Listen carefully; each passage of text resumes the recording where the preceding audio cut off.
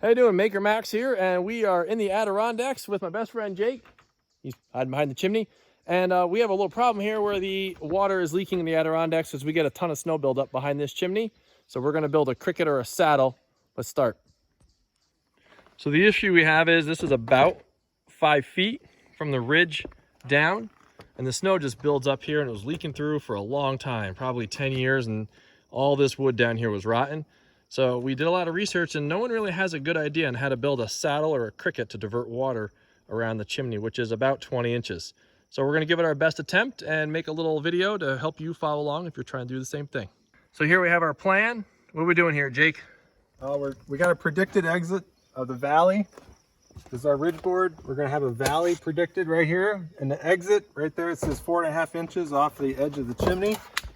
We gotta have the valley end in a flat part of the tin. This is an old piece of tin. We got a new piece of tin coming that's not going to have holes all over it. So we want to make sure we're not putting fasteners in water prone areas. Anytime you got an intersection, a hard 90 degrees, you always have a worry of getting water intrusion issues. So right down here, the snow would build up and we just had a ton of water that would just puddle and sit there, and some would go around, but not a lot.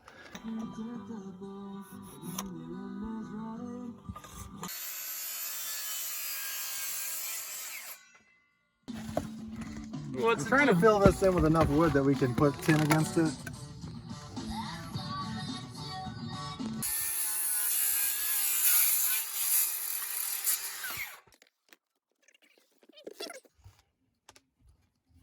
Well, get on the line.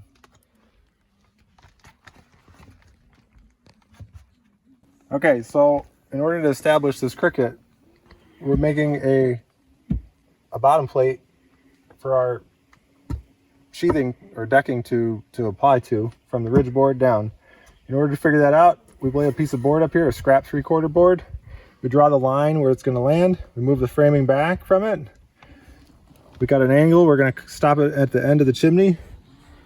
We got the ridge at the top where it's going to taper down to 0 way up here.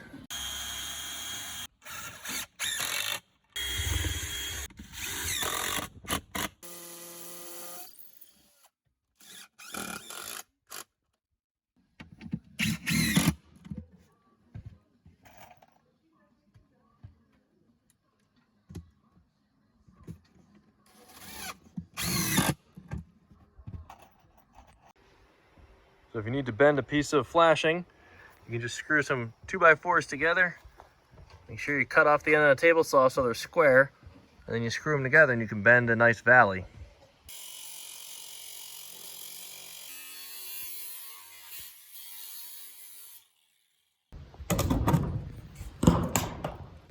Most people aren't going to have this rolling tool. This was picked up at a flea market pretty cheap, but you can use some vice grips and some boards to pretty much do the same thing. It just won't be as neat, but you're going to cover this with flashing, and no one's going to end up seeing it in the long run. Well, that's a lot easier than vice grips and boards. Let's use a pair of vice grips to bend some stuff.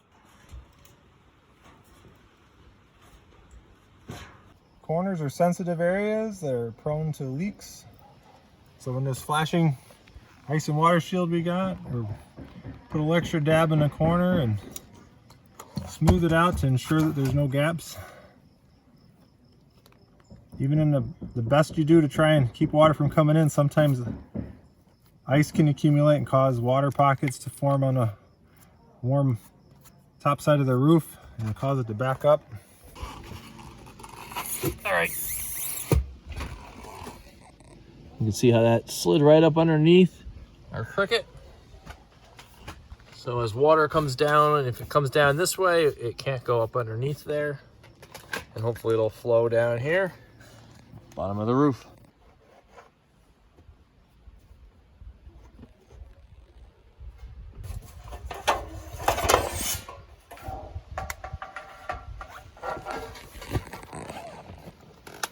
Trying to figure out how that wants to lay over this.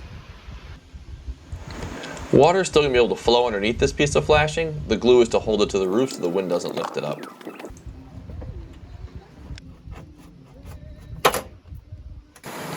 And then by using a pop rivet to put it in, we're not putting a hole where there's going to be a lot of water running. It's just going to hold these two pieces of tin together, and it doesn't actually go through the roof surface. That's a good piece, Jake.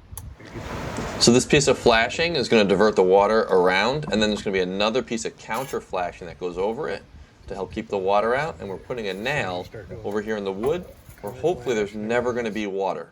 You want to try and avoid putting fasteners where water's going to collect and puddle, which would be 90 degree or any kind of a corner or valley.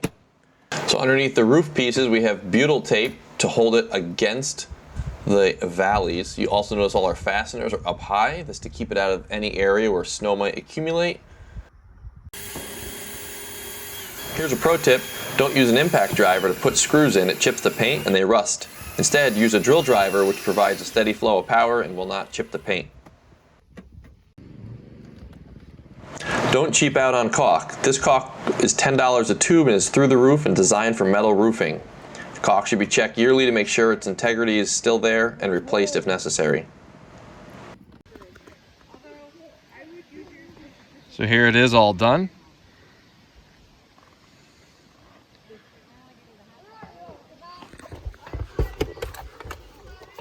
Some things to note, we pop it over here so that we're not putting a fastener through the ceiling. And then this comes up, this is glued, and there's foam in here, and butyl tape oozing out to make a seal there. This comes a counter flashing right here. We fold it around so it looks good on both sides. That comes up there. So our peak. And then we have flashing that comes under here and up.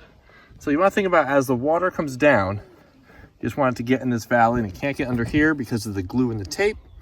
Plus this valley material comes way over here. I think it comes that far.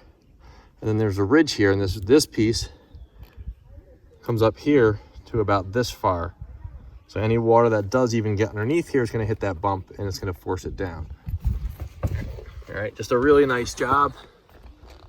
Very well done by my friend Jake, my father-in-law Charlie. A lot of work. Took a couple days to get all that put together. And hopefully I won't get a buildup behind the chimney anymore of snow and ice, and then it was leaking in. And we had to replace a bunch of wood down in that area. Well, thanks for watching. Each roof's going to be different, and you have to solve your own problems as you make yours. If you thought this video was good, please consider subscribing and leave any comments below. Have a great day.